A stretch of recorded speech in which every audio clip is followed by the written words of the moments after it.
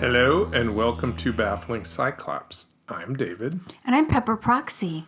and today is a whirlwind of activity and an actual whirlwind outside. Right? It was crazy. There's so much wind here over the last couple days. The crows are blowing around like candy bar wrappers in the wind. Yeah, one grazed my cap yesterday. I know, and you're choosing to believe that that was accidental, even though it was It desperate. wasn't windy when it happened. Yeah, because that crow just wanted peanuts from you. And it was giving you a loving nudge with its wing. Yeah, maybe that's what it was. Yeah. So I know you had an update about the story of your mom hitchhiking, which we've talked about. No, my mom wasn't hitchhiking. Or picking up hitchhikers. Sorry. Well, I Your mean, mom- I don't think my mom hitchhiked, but you never know. She was full of surprises. Let me just say it. She was that a way. woman of many skills. And so she picked up a hitchhiker. Yeah. So I told the story about my mom picking up my sister Betsy when she was dozing. I think that's the correct term at the museum in Toledo, and we kind of chuckled about it, and I've gotten more information. And when my sister Betsy told me that story, I left out a really significant part about mom picking up the guy and the guy saying he was going to the hospital and mom saying, "Get on in. I live right down the street." The part that I left out was the fact that my mother had gone to Elder Bierman, which is like a department. I don't think they're around, and I know they're not around anymore, but like a Macy's type department store in Toledo. And she had purchased up some intimate apparel, like underwear, bras. I think they were underpants, maybe bras. I can't remember exactly what Betsy told me. So Betsy said that when she was turning around, looking at the guy in the back seat, heading down towards the Toledo hospital, she caught him rifling through the bag from Elder Bierman. So what you're saying is the man that your mom picked up, the hitchhiker, was rifling through her panties. Ooh, yeah. Well, Betsy said it. I didn't say it. And Betsy said, "There's nothing in there for you. Come on, there's nothing in there for you." That was my impersonation. But Well, maybe it was that old thing, they used to say, like, wear clean underpants in case you get picked up by you have to get picked up by an ambulance. Do you remember that? oh yeah, but that was one of my mother would say that. Yeah, for Yeah, sure. so maybe that guy, he's like, oh, I got to go to the hospital. And then he was looking for some clean underpants. Well, we'll give him the benefit of the doubt, I guess. Okay. So, so then that leads to more information about hitchhiking in my family, because my oldest sister, Diana, sent me a text, and I don't know if she's listened to the podcast now, but she hadn't listened to our podcast, but she had a conversation with Betsy, and Betsy was telling her about the mom picking up the hitchhiker story. And Diana was like, "Oh yeah, mom picked up hitchhikers. Well, I did too." Okay, so this is what is part of the text. She did, capital letters, mom, picked up hitchhikers. She told me too. And then Diana loves kittens, so she has a crying, laughing face kitten. And then she goes on to say, "I used to drive to Chicago in 1969, 1970 and pick up kids headed west. Two hippies once were headed out to she says a commune, but it's a cult, called the Children of God. It was a huge thing back then. Oh my God." So I just think it's funny that multiple folks in my family are freely admitting to picking up hitchhikers. So one of the things I wanted to bring up today is TikTok related. And while we were talking about the thing I wanted to bring up, another interesting thing came up, which is Okay. you don't get ads on TikTok. Not that I know of. And I get lots of ads on TikTok. And I'm on TikTok less than 10% of the time that you're on TikTok. Okay. Because I only watch like 10 videos a day if I open the app. Like I haven't opened it in a few days. I watch enough. Like I like to watch them like when I go upstairs to. If we don't go to bed at the same time, Yeah. I usually go up before you do. So before you come upstairs, I'll watch some so I call them my tickies, to just kind of relax and Yeah, and sometimes if you wake up late at night, you watch them too. yeah, to help me like not have racing thoughts. Right, exactly. So, but every time I open it up, one of the reasons I don't like it that much is I get so many ads. And I think I told you, like, I get the ad for Washington State Green Energy. Like, Well, you were talking about that ad as if I I knew just everything assumed. about it. I'm like, I don't know what you're talking about. So we were trying to Yeah. figure out, like, why you wouldn't get ads and Yeah. I would get ads. And then, as part of related to that discussion, we were talking about the article I saw about fake TikTok people. Yeah, I think it's called What's the Deal with Fictional Influencers on Vox. Yes, that's exactly what it's called. That's amazing. It's almost like you had it written down.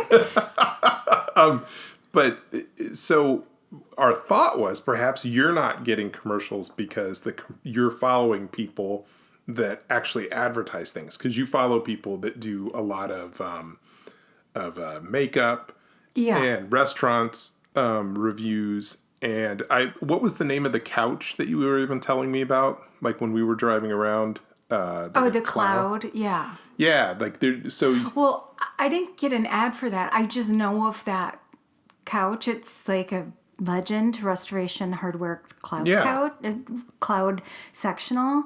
But there's a company here in Seattle that does a really good knockoff. Yeah. For less than half.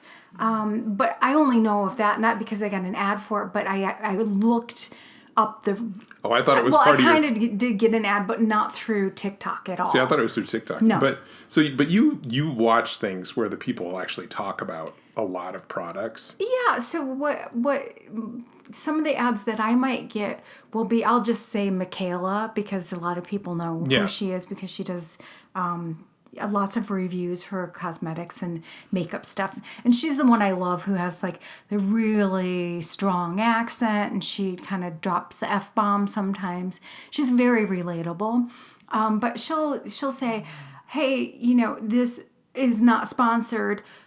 I'm totally paraphrasing, but they sent me this promo box, and she gets like Right. hundreds of thousands of dollars now in promo material for her to review. So she'll say, hey, this was part of my promo pack. I'm going to give a fair review, but it was But free. you see a lot of product related TikToks. A good amount, yeah. Yeah, I mean, just because of what Yeah. you like. Like, Yeah. it's not not even a diss on it. Yeah. It's just, and I tend not to see as much Yeah. product related stuff because they decided I like Muppets. I thought it was Bulldogs. Well, I do love the Bulldogs. They just continually sending me Muppet related stuff, which I don't mind Muppets. Yeah. I have nothing against Muppets. It's just I'm not like a huge Muppet fan to the point where I'm like, oh my God, I can't get enough of these Muppet TikToks. They're great. I love people talking about Kermit for 3 minutes, but I've never seen a Muppet TikTok. right. Well, that's what I was at. Like my experience is different. But this article that we saw in Vox actually talks about how different companies create a fictional character to advertise their company. But here's my understanding, which is a little bit different than what you just said. Okay. It's called For Something. The company is called For Something. Forefront. Yeah, Forefront. It seems like eventually they want to get to the point where their characters are used for marketing for other companies. Right. But initially, It doesn't seem like the goal is to advertise product, but I think they want to get there. The way that I understand it is they've developed these characters to get engagement and lay the groundwork to future marketing and selling. Right. So the one that the article is kind of based around works for a dating app. Yeah. Yeah. And she basically is like, I work for a dating app, and she sleeps on her sister's couch, and she gave red flags for the dating app. Yeah. And I think that's the most popular TikTok that They've done. they've done. Yeah, and the interesting thing is to build these characters, they give them plot lines. Mm-hmm. So it's not just like individual TikToks. It's like, oh, This is your narrative, and then they allow the actors to then self-direct. Sounds like some of what Yeah. they say is self-directed, but other Yeah. times, but the plot is kind of overarching. So Yeah. like her plot is she did this red flag video about, because she works there, and she'll say like, don't pose in front of a sports car, Yeah. and other red flags. And then she finds out that her sister's fiance is cheating on her, and he's on the app. Yeah. So then they have a whole series of videos of her reenacting when she confronts her sister about her fiance, and then her sister decides to go through with the wedding. Yeah, and then they introduce another character who has her own TikTok, who is the person that he met on the app, and she's called Sugar Baby or something. Yeah. It's so funny to me. Carmen. Yeah, And their excuse, so I don't know, excuses probably isn't the right word, but their strategy. excuse for doing this is that they put in the character's bio that they're fake. Yeah, So it'll say like Sydney's bio says 50% spicy, 50% sweet, 100% fictional. yeah, But having been on social media for a long time, I could see a real person having that as their bio. Yeah. Like, it's not one of those things where I'm like, oh, that definitely means the person's fake. Because I could put in my bio, like, oh, yeah, I'm fictional. Because and the Carmen one, it's undisputed hottie, fictional sugar babe. Keep up with our shenanigans. So Because it So- sounds to me like the fictional could refer to the sugar babe. yeah, but does it matter? Well, that's my question. Yeah. Does it matter? Because their argument is that everybody's fake on social media and only shows part of their life, and they're saying that they're fake characters Yeah. and they're creating something that people want to watch. So does it matter? I have an opinion, Let's but hear it. I don't think it matters. I think that if it were more like you initially described, like selling goods and services under the guise that it's not advertisement, or like it's just somebody having an opinion on TikTok, I would have a huge problem with it.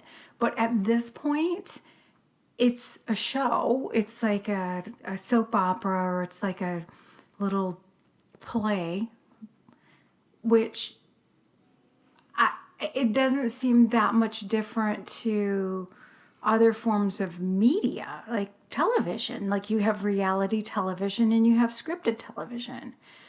And so I don't understand why it would be a big deal to have reality TikTok and scripted TikTok.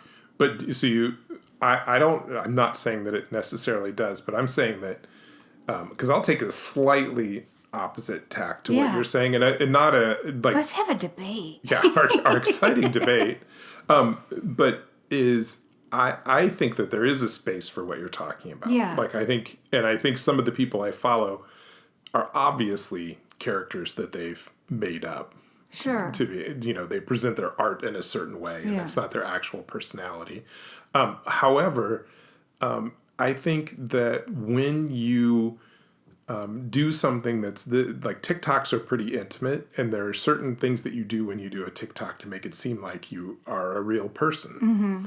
And I I would actually be incredibly disappointed if I like started to like somebody and then found out that they weren't a real person and this wasn't at least part of their personality. They were just a paid actor Yeah. doing it. I would not want to watch it anymore. And I would also say on TV, when you have a reality show versus a scripted show, although it kind of shifts back and forth, on TV, it's more likely that something is presented as a reality show, And it's not. and it's like a scripted show, Yeah. more scripted, like Housewives. You know, I mean, Yeah. and the Real Housewives, they make them redo scenes. Yeah. So, you know, real, Yeah. quote unquote, housewives.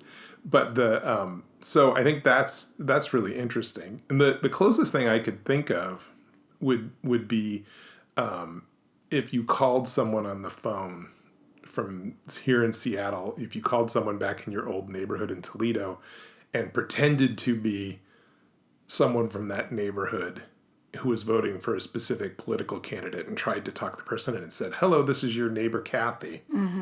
And because it's a fictional character, but you're trying to get the person to do something. Yeah. And that's where my problem is with this, is they're positioning it for, they're going to use it as a propaganda piece to try and get people to take an action. Yeah. So that's where it starts to be. Like, as an art experiment, I think it's fine. Yeah. But they haven't done that yet. And they're also saying, this is our plan. Right. I don't know. Like, here, the other thing is, I do believe that a lot of people who are, you know, I don't even have a Facebook or Instagram. Like, I do have Instagram, but it's not real. Wait. I'm a fictional character. I am. What? It's true. I'm not even married. What? That's not true. 28 years later. It's true. No, I think that I think there is truth in the statement. Everybody is like showing one part of themselves or what they want the world to see. But I also think there are people that just put it out there and it's just the way it is. So I feel like it's a little bit easier to like determine if it's a fictional character or even a real person who's putting on a mask or a facade on TikTok. To me, you can kind of tell. And this first one with the red flags, I saw that TikTok. I thought it was just a regular girl who worked for a dating, like entry-level dating app down maybe in the Bay Area, or maybe I superimposed that on it. But today I watched more of her videos, and it seems so crystal clear that it's a performance. Well, what's interesting to me, because I agree, because I watched a bunch of them today too, because we were like, oh, let's talk about it on the podcast. Yeah. So, is they actually say in there they want to do their Marvel Cinematic Universe version of it. So they actually are doing a plot line now where they're introducing new characters and have all the characters they developed participate in a plot. Yeah. Where they all get invited to a billionaire's house and he's going to make one of them the heir to his billions.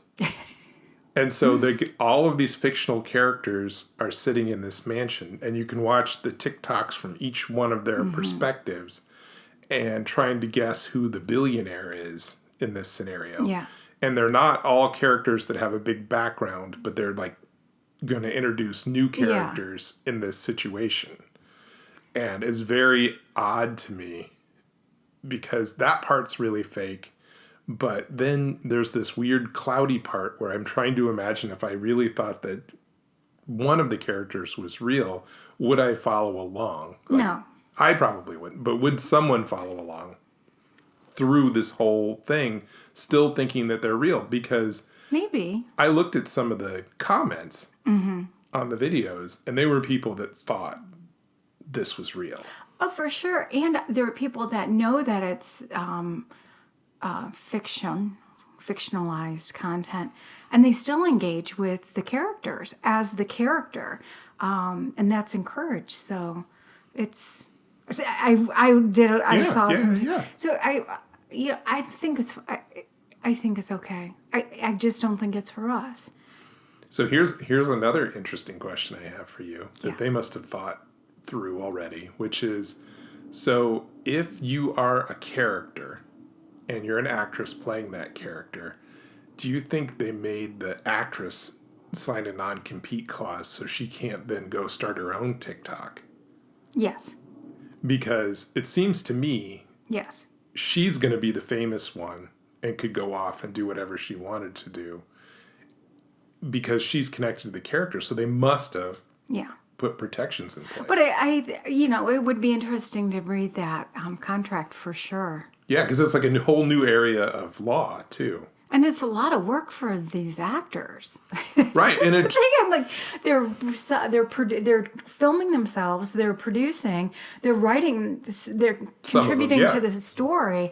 It's like, I hope they're getting paid enough. yeah, because if you're an actor in a traditional reality show or sitcom, if you want to go off and then do an ad for something, that's fine. Well, from what I read, is they want their characters. Characters to do it, but not the actors.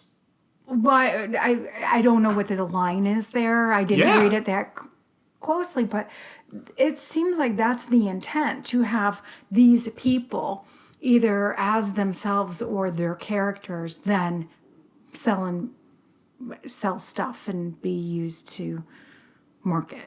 Yeah. Yeah. So it's just, to me, it's a really interesting from an acting standpoint when you sign that contract. Seems like a shit contract to me. Yeah, and we don't even know Yeah. the details. Yeah. We're just trying to think through the ramifications of it because obviously they don't want that person to just walk away tomorrow and start their own TikTok account if they Yeah. have 1 million followers, because we know if you have 1 million followers and you walk away and you do one saying my bosses were crap, they'd have 500,000 followers the Yeah. next day.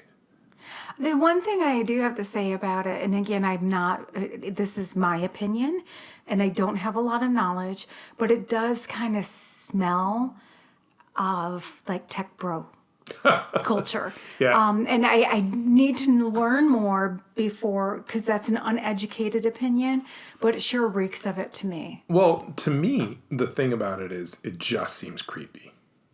It seems kind of creepy too. Yeah, I mean, and I'm that's not just that's how I feel about it. So I guess it's Yeah. not an opinion. It is how I feel, because it's like, I think it's creepy, and I think it's creepy to have. I mean, it's one thing if an 18-year-old wants to create a lie about their parents and say, or Tell a story. a fictional encounter with a Yeah. celebrity, which we've Yeah. seen those too, where we're like, Yeah. that's just not true. But it's one thing if that happens, but when, 8 grown adults get together to try and create a fake social media presence for a TikTok person and try and fool people consistently for a long period of time with the most minor notices that it's fake. Yeah, but it is media, and there are 8 grown people sit around a table and dream up scripted reality. I mean, it's television. So I think it's just a different form of like consumption of Yeah. media. Well, I'm wondering like how it's going to change TikTok, because it almost seems like TikTok will have to eventually label those things. Because even in the article, one of the things that the creator says is if they tried to do one of these fictional personalities on YouTube, they'd get found out in like 10 seconds and no one would watch it. Yeah. But on TikTok, there's this kind of feeling of belief, or I don't know how else to say it. So short. The videos are so concise. You don't necessarily see all of the videos that someone does. Yeah. So your contact is really limited. It's easier to kind of maintain a false front when you do that, which to me points out an interesting problem with TikTok, which is people take it as the truth. So when someone says something that's an absolute lie on TikTok, I think there are a lot of people that can take that as the truth. Same for Facebook, though. Like 100%. I would say so many lies, and people Yeah. take it for face value. So Because I think TikTok is Facebook for young people. yeah, I can totally see that. Yeah, because And for me, scrolling at night, watching my boy Dutch, the nanny, one of his jobs is a nanny, but he goes through his grocery haul. It's not sponsored. He's not trying to sell me like dip from Aldi's. He's just like saying, I like this body wash. In fact, Dutch even had a video where people had accused him of faking his accent because he has a pretty thick accent. And he's like, who's going to choose to talk like this? Yeah, it's funny. Yeah. I love him. But it's to me, it's really interesting where it's going to end up. Yeah, for sure. I'm fascinated by that whole idea of fake TikTok, constructed TikTokers. I am to a certain point, but it's boring. Like, maybe the reason why I don't get ads on TikTok is I wouldn't engage in that content. It's like boring to me. I'd rather watch Dutch go through his grocery haul. So, but TikTok's not for me. But I also have to say, you have another experience that I haven't had, which is you reach the end of TikTok. I've been warned. So I know the one guy, I don't think he's maybe had some issues. His name, I think, is David Dobrik or something like that. But he would sometimes pop up, and then two other like internet celebrities pop up if I've been scrolling too long, and they'll say, "Hold your horses there." Again, I'm making this up. I'm paraphrasing. Hold your horses there. You've been scrolling for way too long. Maybe you need to get a glass of water or have a snack. So They stop me from continue. Well, and if I choose to continue, I can. But it gives me a moment of pause. And I usually shut it down. so they're like, TikTok says, you've used TikTok long enough. Yeah, they do. And you've never had that happen. I've never had that happen. Yeah. So we just use TikTok in very different ways. Yes. And I dip my toe in occasionally, and you're kind of more immersed in the flow just because you enjoy it to wind down. Yeah, for a very specific chunk of time. Yeah. So I think if they were going to do targeted marketing on TikTok, what they should do is say, okay, Pepper, we're going to throw up this little ad for some cozy PJs. Oh, you're having trouble sleeping? Have you tried this lavender scrub? Like, that's what I would do. Yeah. And instead, they're all advertising green energy to me over and over and over you again. Didn't believe me when I said I didn't know believe you. I don't know what you speak of with this green energy ad. And I get it so much, and it's not like I'm watching green energy TikToks. Oh, speaking of green, before we say goodbye, can we talk about a way to identify the political party of your city council candidate? Here in Washington State. In Washington State. Since we drove around the state a little bit today. Yeah.